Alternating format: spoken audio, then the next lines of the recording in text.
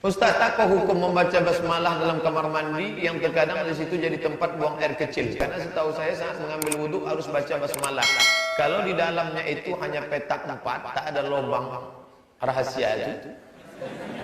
Buang air besar, buang air kecil, maka tak apa-apa. Baca Bismillah, nawaitu raf'al hadasi, Bismillah aku ngambil wudhu. Tapi kalau ada tempat buang air besar, buang air kecil, tak boleh menyebut nafas Allah. Mengucapkan salam pun tak boleh. Datang kawan manggil, Assalamualaikum. Jangan ente jawab, Nabi tak menjawab. Setelah keluar baru Nabi jawab, Waalaikumsalam warahmatullahi wabarakatuh. Membawa tulisan nama Allah pun tak boleh. Nabi cincinnya tertulis Muhammad Rasulullah, letaknya di kelingking, Muhammad Rasulullah. Nabi kalau mau masuk ke tempat WC, letakkannya di luar.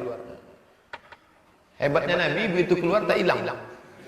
Kalau kita jangan, di tangan aja hilang. Tak boleh. Maka kalau terpaksa juga ngambil wuduk di dalam, kalau ada keran di luar ngambil wuduk. Kalau terpaksa juga di dalam, musafir tak ada, dalam. Tapi jangan dilafazkan Bismillah, dalam hati boleh.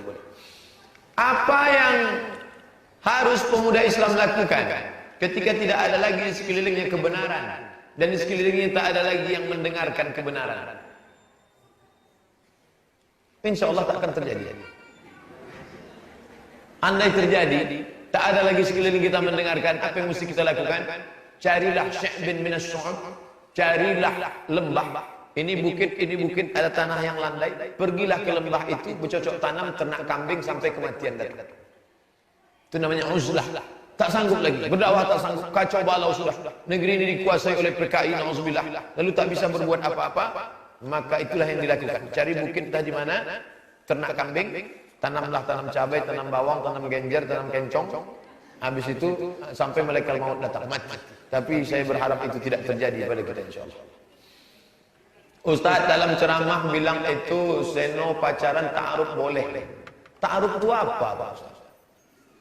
Ta'aruf itu apa? Ta'aruf diambil dari 3 huruf. Arafa, kenal. Ta'aruf saling kenal mengenal.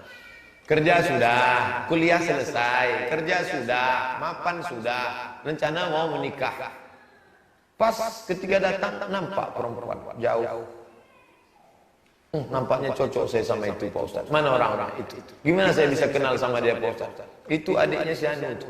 Oh, jadi gimana? Kamu bertamu ke rumah dia, nanti saya jumpakan sama abang. Nah, begitu sampai sama abangnya, nanti adikmu aku mau tengok dari dekat. Tapi jangan sampai dia tahu bahwa aku mau nengok dia. Iyalah. Nanti dibawanya lah aqua.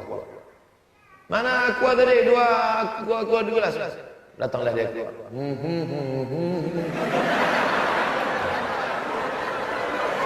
Allah dia bawa aqua. Setelah kau tengok, nampak kalau dengan melihat itu membuat memotivasi engkau untuk menikahinya, katakanlah setelah melihatnya akhirnya aku berpikir. Jadi gimana? Tak jadilah. Dari jauh aja rupanya cantik. Jadi tak ada yang tersinggung. Dia pun tak. Tapi coba kalau dia tahu. Besok aku mau nengok. Tahu dia. Mungkin sejak itu pindah dia ke Jakarta langsung. Tak sanggup dia hidup lagi di situ.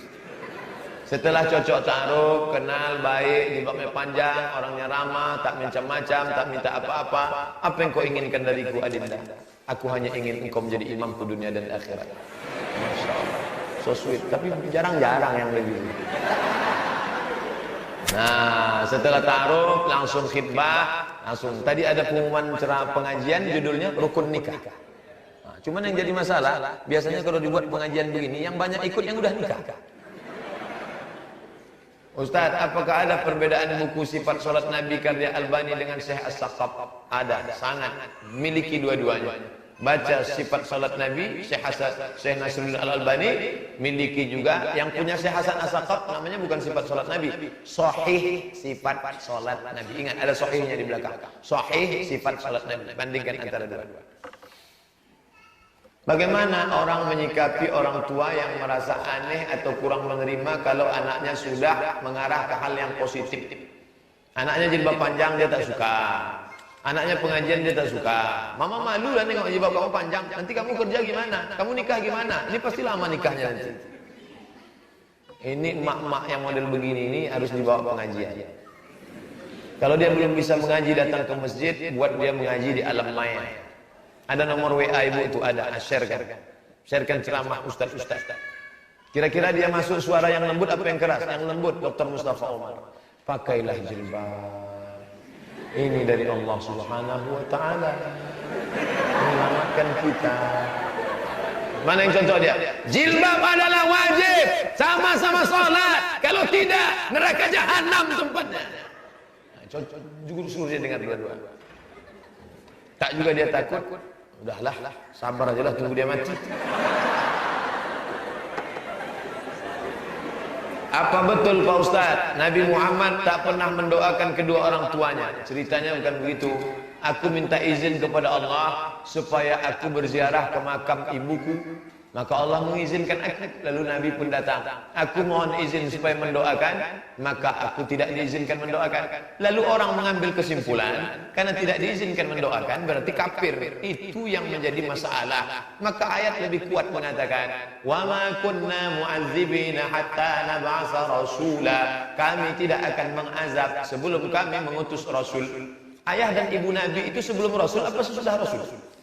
Sebelum. Maka mereka itu ahlul fatrah. Begitu kata Syekh Muhammad Al-Ghazali. Begitu kata Syekh Asy-Shinqiti. Maka mereka itu adalah ahlul fatrah. Ditambah lagi hadis Nabi yang mengatakan, aku ini berasal dari tulang sulbi rahim suci. Muhammad, anak Abdullah, anak Abdul Muttalib, anak Hashim, anak Manaf, anak Qusay, keturunan Lu'ay Fihir, cucu cicit Adnan, cucu cicit Ismail, anak kandung Ibrahim alaihissalam. Suci. Buka buku 37 masalah populer. Sudah saya bahas judul masalah orang tua Nabi apakah di neraka atau tidak. Tolong jelaskan tentang ahlul fatrah. Udah saya sebut tadi. Ajaran Nabi Isa sudah hancur. 324 hancur ajaran Nabi Isa. Gara-gara voting oleh Konstantinopel. Kata Kaisar Konstantin, Yesus itu anak Tuhan. 3 dalam 1, 1 dalam 3. Akhirnya menang yang mengatakan itu. Hancur ajaran Nabi Isa 324, 325 di konsili Nisea, pertemuan ulama-ulama Kristen, nama tempatnya Nisea, Turki sekarang. Ajaran Nabi Muhammad belum datang. Ajaran lama sudah hancur, ajaran baru belum datang. Mereka ini ahlul fatrah. Allah berfirman dalam Quran, "Wa ma kunna mu'adzibina," kami tidak mengazab hatta nab'atsa rasula, sampai kami mengutus rasul.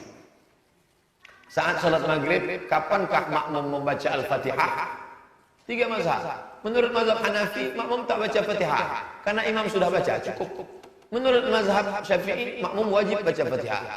Menurut mazhab Maliki, kalau bacaannya jahar, makmum tak perlu baca Fatihah karena telinganya sudah dengar. Bismillahirrahmanirrahim.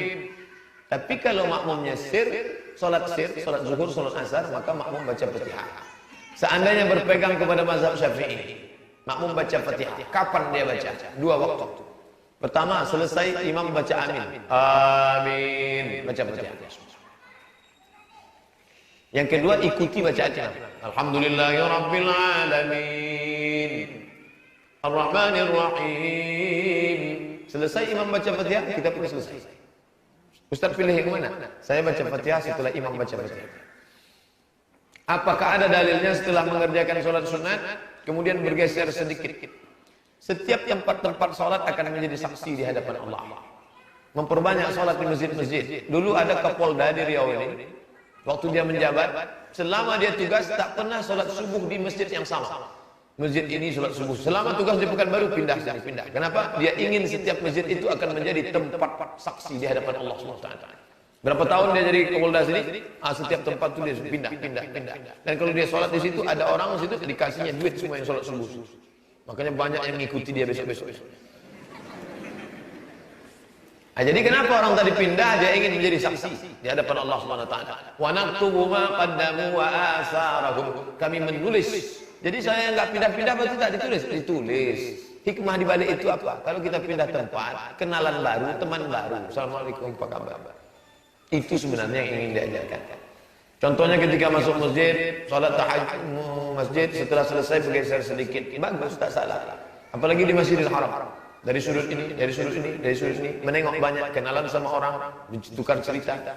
Saya tak bisa bahasa Arab, bahasa Inggris tak bisa, bahasa Turki, Erdogan. Bagaimana caranya menjaga pergaulan dengan para wanita di kelas? Karena saya masih kuliah, jangan bergaul sama wanita. Bergaul sama laki-laki saja. Dan perempuan-perempuan jangan bergaul. Dosen-dosen jangan membagi tugas laki perempuan. Saya kalau bagi tugas laki-laki sama laki-laki, perempuan sama perempuan. Kursi saya bagi dua, sini laki-laki, sini perempuan. Kalau terpaksa betul, apa boleh buat? Darurat. Tapi untuk bergaul tidak. Alah, Ustaz memangnya dulu waktu kuliah nggak bergaul. Laki-laki sama di Al-Azhar, kampus laki-laki perempuan 15 km. Sama anak-anak Indonesia Ustaz tak bergaul. Waktu saya kuliah, mahasiswa Indonesia 2.400 orang. Laki-laki 2.100, perempuan 300. Saya tak dapat. Makanya saya selamat dari pergaulan.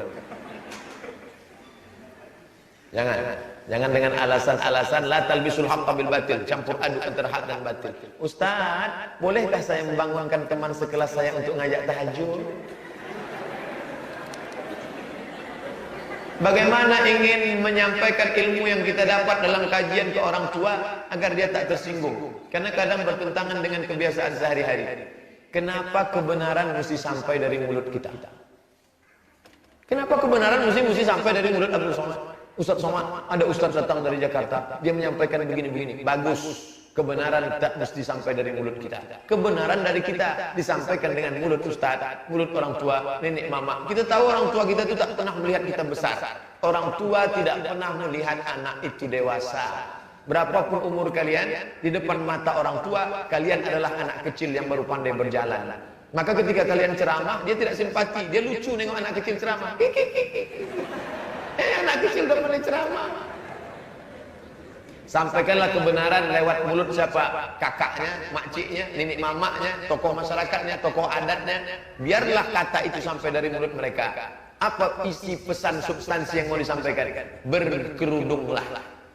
Lihat nenek mama itu siapa dia? Dialah nenek mama awak yang didulukan selangkah ditinggikan selanting, batangnya tampak basanda, daunnya tampak dakanya tampak baselo. Dialah yang dia pun pakai petata petitih 2 jam selesai. Intinya satu aja, berkerudunglah. Bagaimana menyuruh adik perempuan dan ibu saya berhijab? Mudah, sampai dah. Itu ujung-ujungnya. Bagaimana hukumnya jika kita tahu kredit rumah, motor, mobil itu hampir riba, tapi tetap kita lakukan kredit itu dengan dalih kebutuhan mendesak hingga lunas? Bukankah itu kita memaksakan diri? Apakah barang yang kita beli itu riba selamanya? www.google.com, tulis di situ SOMADMOROCCO spasi kredit.